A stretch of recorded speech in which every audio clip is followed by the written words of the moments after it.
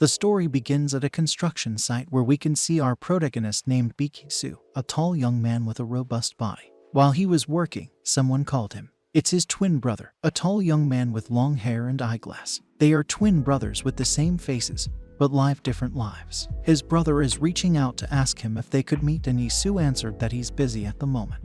This construction building is not just a normal building. This is a place where they buried bodies in the foundation of the building. While he was in the middle of a discussion with his brother, they heard a disturbance noise behind them. It was their newbie colleague who fell on the floor with a wound on the chest. He was stabbed by Lee Young-cheol, a member of the North Korean Task Force unit. When Yisu looks at them, Young-cheol was alarmed by him. Yisu told his brother that he would come to see him, then hung up the call and asked about the newbie's condition, and a good thing, it didn't go that deep. Yisu undressed his construction suit to fight against the North Korean Task Force. Yisu is a leader of HID's Special Task Force in Northern Korean operation.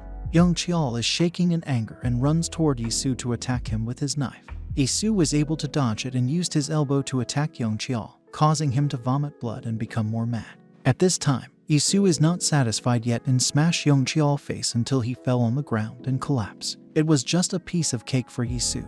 After the scene, he directed his co-workers to treat the newcomer and wrap up the scene. He put on his construction clothes and informed his colleagues that he needs to go somewhere. That normally happens in his life, and that's the reason why he can't tell what he does for a living and only says he works as a laborer. After a while, he arrives at a fancy restaurant, but the attendant refuses to let him in because the place was already booked. He just stated that he has a meeting, but he was rejected again because he is not dressed appropriately for the restaurant. Someone called Yisu in a distance. It was his twin brother, a CEO of company. He informed the attendant that Baek Yisu was his brother, and the attendant simply apologized for his ignorance. They both go in and his brother makes fun of his clothes. At the construction site, Yisu's colleagues are still in their workplace. They're throwing their first party, and this guy is upset because they only have frozen pork for dinner. They are eating while waiting for their manager, and after a few minutes, their manager arrives together with several vans. As respect, they greet their manager and apologize for starting to drink without him. Their manager informed them that he came from a meeting for a pretty important project, and they informed him that Yisu is not around. He was disappointed after hearing it because it makes his job more difficult. Without any hesitation, he shot one of the workers in the head, and everyone was stunned. They're dismantling their special unit and getting ready to shoot everyone. It's an order that all of them will be blacked out. You all did a great job, the manager utters before shooting them all. On the other hand, Baek Yisu is eating with his brother. He was invited to do a job together and handed a calling card and asked why a soldier like him wears construction clothes. He just responded military aid to civilians. His brother is extremely wealthy and is not able to watch him struggle while earning a minimum salary. Well, I think about it, Yisu proclaimed. Suddenly, his phone rang, and when he checked, it was his colleague. He excused himself to his brother and entered the restroom. Cheon is the one who's calling and speaking with an unwell voice, saying that he may have eaten too much since he wasn't feeling well. Baek Yisu became angry and tell him to stop joking around. Cheon explained that they were all murdered and that manager Jang betrayed them, so he had to run away as he will be the next target. Yisu shouted as he didn't hear any voice from the other line. Without Yisu's awareness, the task force already tracked his location and the attendant tried to stop them, but they cut his throat and entered without permission. They found Yisu's brother, who was bending on the table, and he mistakenly believes that Baek Yisu was back. When he looked, they were actually 3 task force members in front of him, holding a knife. Baek Yisu rushed to go to his brother, but it was too late. A task unit already found him. There were 6 of them ready to assault him using a knife. They rushed to him and Yisu fights back and managed to seize the opponent's knife.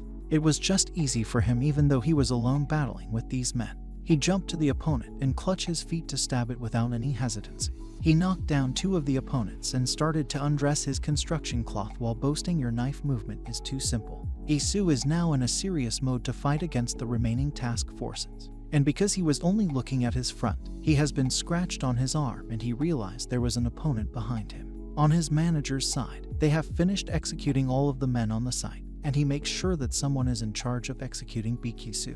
He also ordered to send off more units and assassinating every witness alongside Baek Yisu. After fighting with 6 men, Yisu immediately remembers Do Jae. But he didn't know that Do Jeong managed to fight until only 1 left. He was irritated with them for interrupting their little dinner. Without any thought, he slashed the neck of his last opponent. He ended up executing the 3 men and noticed a 2-way radio. He heard someone who ordered the execution of his brother Baek Yisu as soon as Baek Yisu is in their sight. Dogyeong's impression suddenly became serious after hearing this. Yisu walks through Dogyeong and asked right away if he's okay. Baek Yisu, are these people your guests? Dogyeong asked. Meanwhile, they left the restaurant, and while they are sitting in the van, Dogyeong is trying to surmise everything. He has something to ask his brother Yisu, but he is not sure of the right word to use. His bodyguard interrupted, saying it's hid, sir. If it's still difficult, you can call it an informant. Ah, right. An informant, Dogyeong answered. Since they live differently, they didn't know that much information about each, and at this time, they now know that both of them have risky statuses in their lives. Dogyeong can't believe that Yisu is an informant, not just an ordinary soldier, and Yisu also can't believe that he is one of the Mafia groups. Yisu suddenly demands to drop him by the area. He doesn't want Dogyeong to be involved in his matter, as those people will hunt him until he dies. We're here, let's get out, Dogyeong said. When they arrive, Yisu told him that he will take care of it by himself no matter what. At the place where they stopped, there were a lot of men in suits and funeral flowers. There was also big-time guests in the area. Yisu was puzzled as he doesn't know what was going on. Dogyeong ordered her assistant to organize this scheme, and his assistant finished preparing it after 2 hours. Yisu, if everything will be solved if you die, then die, Dogyeong declared while he was holding Yisu's portrait. It's just like a performance. Dogyeong learned this method from the Japanese Yakuza. It is used when someone needs identity cleaning or escaping. Yisu needs to escape from those people who targeted him, and this is the best strategy that Dogyeong planned. Their Taejun is a very well-known organization, and there will be a lot of influential guests who will come to condolence Dogyeong. They will be his witnesses. Dogyeong were pretty sure that manager Jang will be tricked by this fake funeral, as it will be doubtless. If he said so, then he'll believe it. Meanwhile, Jang and his people arrive in the area, as expected. He was annoyed to discover that Dogyeong and Yisu were twin brothers. When he checked Dogyeong's information, he discovered that he is a gangster. Before they leave, Jang commands his men that this is their final mission to open the coffin and confirm that Baek Yisu is really dead. Jang's people were wearing a jacket and a cap, and when they came out, Dogyeong's guard refused to let them in because of their clothing. The guard continued to yell until the man became irritated and hit him, knocking him down, and because of that, all the guards were alarmed, causing a fight outside of the funeral. It's Jang's people versus Dogyeong's personnel. They are fighting outside the place until all of Dogyeong's people were knocked down by the informants. Upstairs is Dogyeong and his bodyguard, Han Jinwoong, are watching. Jinwoong started to undress his suit and go towards the HIDs. He's a very tall man with a bulky body. He informed them that it was a private family funeral where only those who delivered the obituary are enshrined. He hadn't finished speaking when the informant in front of him punched him in the face. Jinwoong remains emotionless and continues to inform them that they must leave. He then grabs the man's face in front of him and covers the mouth until he collapses and knelt. The man is shouting in agony, and he fell on the floor with his jaw that was broken by Jinwoong. The two men were shocked but continued to rush at him, attempting to punch him, but Jiwoon deflected every blow. He grabs his opponent's face once more, and he was punched in the face, leaving a bruise on his cheeks. He was now fighting his opponent mercilessly until they were both knocked out. Jang was exasperated because all of his men failed in their mission, so he had no other choice but to come out in the car and see it for himself.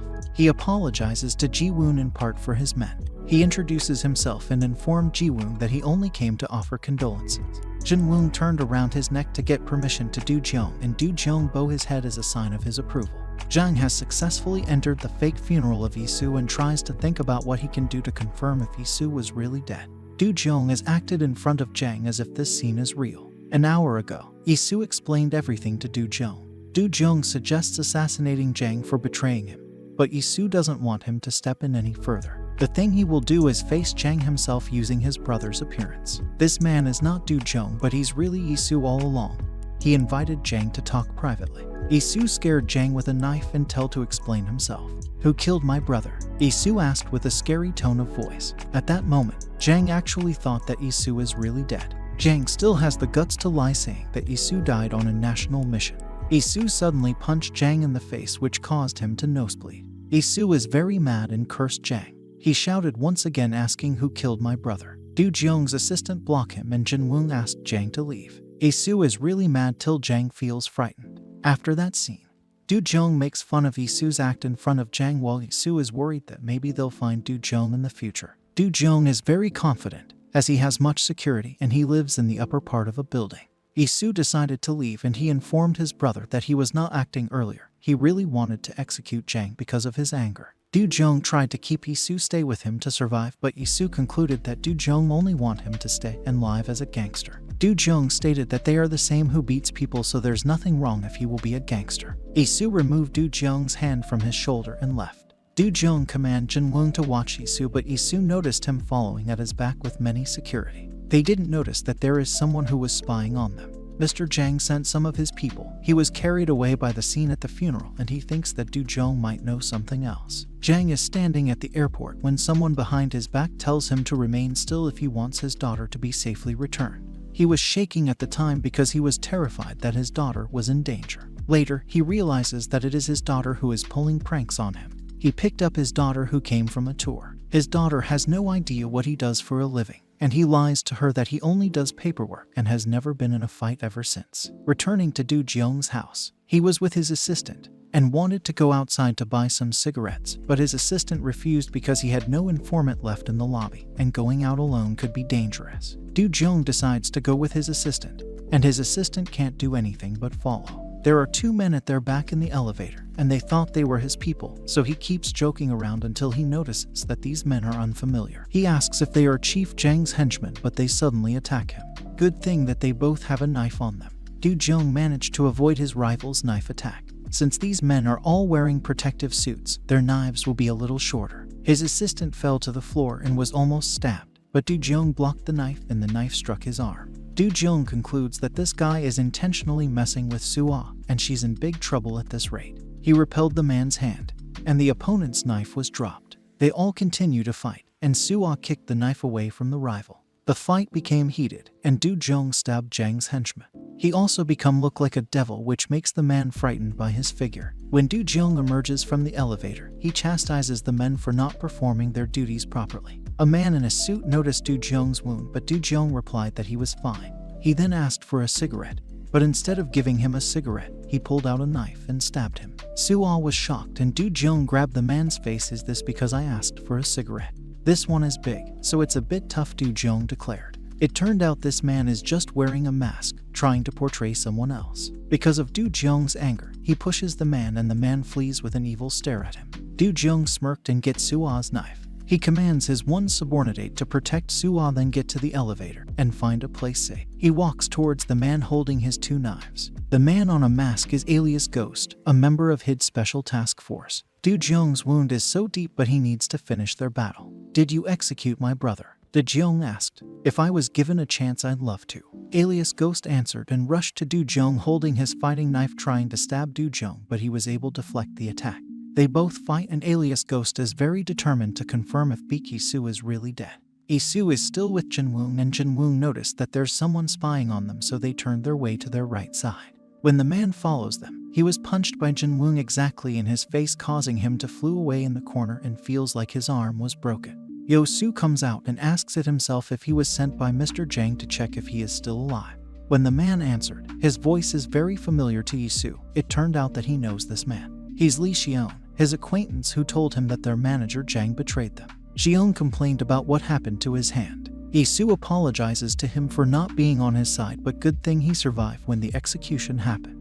Yisu glad that he is still alive. Xion noticed Jinwoong's expression while talking to someone over the phone. From Dogyeong's point of view, he's still fighting with Alias Ghost, holding each knife and dodging every attack, but at this moment, Dogyeong's vision is getting blurry because of the blood he lost. "Are you really Baek Yisu's brother?" Alias Ghost uttered while continuing to fight with each other. Alias Ghost was still wondering where Baek Yisu was when Dogyeong cut his hair and claimed to be Baek Yisu. Alias Ghost is perplexed and believes it is impossible, so he continues to fight until Dogyeong scratches his face. Dogyeong ordered him to take a stand and fight back. Both of them are wounded at this point. Dogyeong imitates how Yisu holds his knife, and he consistently say the word again, which is the word Yisu always utters when he's fighting. The opponent is now scared because he really believes that the person in front of him is the real Baek Yisu. When Dogyeong was about to stab him, he suddenly collapsed above Ghost and got stabbed in his shoulder. Alias Ghost immediately runs away after the incident. And in just a moment, Yisu arrives and found his brother prostrate on the floor bleeding. He lifted Dogyeong's body, and since Dogyeong is not responding, Yisu shouted in pain. alias Ghost successfully escaped, and his happiness is priceless because he thought he executed Baek Yisu, but the truth it's Baek Dogyeong. Yisu is crying in pain because he believes that Dogyeong no longer breathing. Because of what happened to Dogyeong, So-an and Jinwoong are in sorrow. So-an discussed setting up a new acting president in Taejun. And as per Jinwoong, an organization without Baek Dogyeong is not an organization at all. So-an was annoyed because she doesn't want to see Taejun's organization go down. Jinwoong is crying, and he believes that no one can replace Baek Dogyeong in Taejun. Baek Yisu was determined to exact revenge on the person who executed his brother because he couldn't accept what had happened. He thinks that a trained bastard who was employed by Chief Jang's subordinate was responsible for the scars on Dogyeong's body. Chief Jang has frequently employed particular people for dubious purposes, and if Yisu discovers them, he'll also seize Chief Jang by the tail. Yisu will definitely track, find, and execute Chief Jang and alias Ghost for what they did to his brother. At Pangyo Techno Valley, there is also an organization under Kim Taewon, the T1 ICT CEO. They've been to the General Assembly as one of the 4 major organizations in Seoul. At this moment, he's having fun with a chief who he tied to the rope on their building's rooftop. He wanted to hear some news, and since the chief doesn't want to give any solid information, Kim Taewon scares him to cut the rope. The chief got scared, so he utters about Taejun that their organization was attacked by an unknown force. He also added that Baek Dogyeong can't be seen. Because of that details, Kim Taewon was shocked and confirmed if the information is correct. Then the chief said yes, confirm. He didn't even attend the General Assembly. After telling all that information, Kim Taewon still cut the rope and commanded his personnel to gather everyone as they were having Taejun for dinner. The chief didn't expect that he was only dropped from a lower floor, so he is still alive after all. Yisu is walking through Manjingdong livestock market. People here were trained by Chief Jang. Yisu was trying to be quiet, but when he checked the room, he was terrified to see a lot of people bathed in their own blood, and all of them are dead except for this injured bald man. He is surprised to see Yisu alive.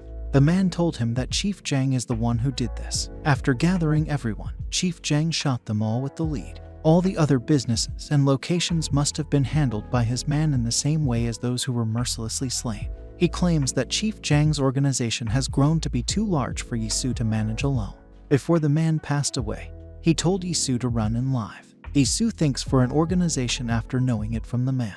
Kim Taewon and his people are attacking the Taejun organization, and this is the 4th time in just a week that Taejun had a bunch of gangsters attack them. Kim Taewon pulled his knife from his suit and said, "Shall I play with you like a gangster then?" Jinwoong was tired of this kind of scene as he always experienced it almost every day. "All right, come at me, all of you," Jinwoong answered. They were all about to attack Jinwoong, but suddenly Yisu came and go near to Jinwoong in the middle. Jinwoong asked what he needs, and Yisu told him that he needs an organization to avenge his brother. "Can you give Taejun to me?" Yisu proclaimed, which makes Jinwoong to be puzzled.